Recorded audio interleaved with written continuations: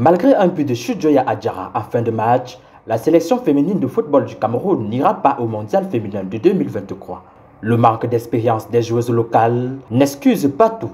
Ce mercredi au stade d'Arlington, les Camerounaises ont rendu une copie en demi-teinte face au Portugal. Les Lions ont été domptés 2-1. Conséquence, le pays de Samuel Eto'o-Fils ne discutera pas la prochaine Coupe du Monde féminine qui se tient du 20 juillet au 20 août 2023 en Australie et en Nouvelle-Zélande. Devant une Catherine Biya seulement âgée de 16 ans qui discute son premier match avec la sélection nationale. Au poste de gardienne de but, la défense camerounaise n'a pas transpiré la confiance. La paire Mefemetou Awona avait de la peine à communiquer et a souvent été battue lors des conques.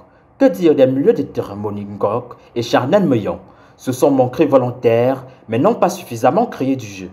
Bougées par l'encre-jeu portugais, offensivement, elles ont été absorbées. Défensivement, elles ont tiré la langue pire.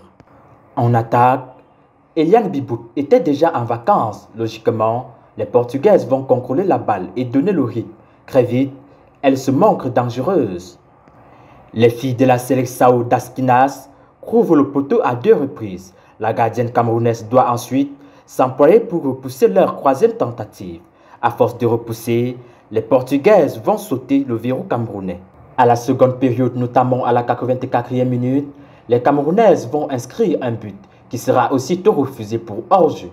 5 minutes plus tard, Chudjoya Adjara relance son équipe en égalisant. Mais l'espoir sera de courte durée car dans le temps additionnel, le Portugal va obtenir un penalty après une main d'Esther Johnson. Penalty sans difficulté pour la Portugaise Carol Costa, qui met définitivement fin au rêve de qualification du Cameroun. Score final 2-0 et ce qui réalise enfin le rêve portugais qui se qualifie pour sa toute première fois à un mondial féminin.